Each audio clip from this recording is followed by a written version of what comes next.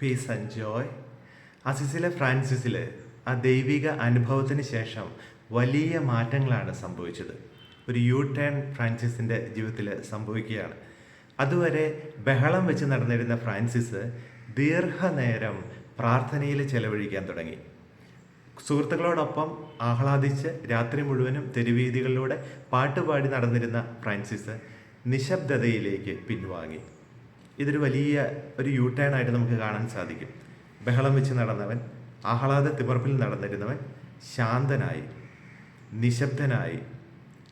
കൂട്ടുകാരുടെ ഒപ്പം നടന്നവൻ ഏകാന്തതയിലേക്ക് പിൻവാങ്ങുന്നു, ദീർഘനേരം പ്രാർത്ഥനയിൽ ചെലവഴിക്കുന്നു.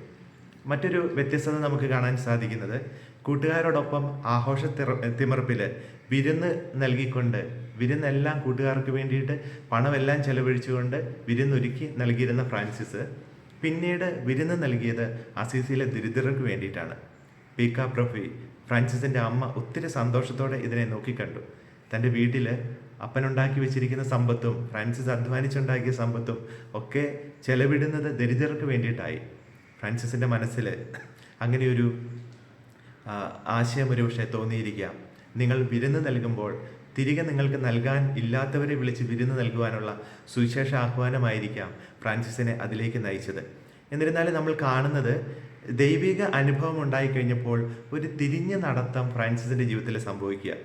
ഈ ലോകത്തിൻ്റെ ഏറ്റവും മനോഹാരിതകളിലൂടെ വ്യഹരിച്ചിരുന്ന മനുഷ്യൻ, അതല്ലെങ്കിൽ ഏറ്റവും അധികം പ്രകൃതി ഭംഗി ആസ്വദിച്ച്, അല്ലെങ്കിൽ ഏറ്റവും മനോഹരമായ സ്ഥലങ്ങളിൽ പോയി നൃത്തം ചെയ്ത് സൗന്ദര്യമുള്ള ആളുകളുടെ കൂടെ മാത്രം സഞ്ചരിച്ചിരുന്ന ഫ്രാൻസിസ് ഇടിഞ്ഞു പൊളിഞ്ഞ് ജീർണത ബാധിച്ച, ആർക്കും വേണ്ടാത്ത സാന്താമിയാനോ എന്ന് പറയുന്ന കോട്ടമതിലിന് പുറത്ത് നിൽക്കുന്ന, ഒരു സുരക്ഷിതത്വമില്ലാത്ത ആ സ്ഥലത്തേക്ക് പതിയെ പിൻവാങ്ങുകയാണ്.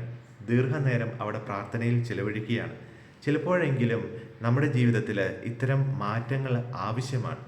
അത് ദൈവാത്മാവ് എത്രമാത്രം നമ്മളെ പ്രേരിപ്പിക്കുന്നോ അത്രമാത്രം തീഷ്ണതയോടുകൂടി നമ്മൾ ഈ നിശബ്ദതയിലേക്ക് പിൻവാങ്ങേണ്ടതാണ്.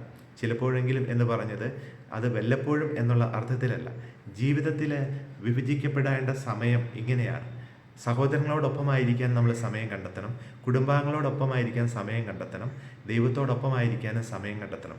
സീസണിനുള്ളത് സീസണിനും ദൈവത്തിനുള്ളത് ദൈവത്തിനും കൊടുക്കാൻ നമ്മൾ സന്നദ്ധരാകുമ്പോൾ ജീവിതത്തിൽ നിശബ്ദതയ്ക്കും അതുപോലെ തന്നെ മറ്റുള്ളവരുടെ അടുത്ത് നിന്ന് മാറി ഏകാന്തതയിലേക്ക് മാറുന്നതിനും ഒക്കെ വലിയ പ്രാധാന്യമുണ്ടെന്ന് നമ്മൾ കണ്ടെത്തുകയാണ്.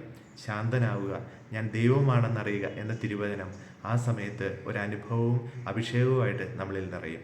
നമ്മുടെ കർത്താവായ യേശു മിശിഹായുടെ കൃപയും പിതാവായ ദൈവത്തിൻ്റെ സ്നേഹവും പരിശുദ്ധാത്മാവിൻ്റെ സഹവാസവും നാം എല്ലാവരോടും കൂടെ ഉണ്ടായിരിക്കട്ടെ, ഇപ്പോഴും എപ്പോഴും എന്നേക്കും.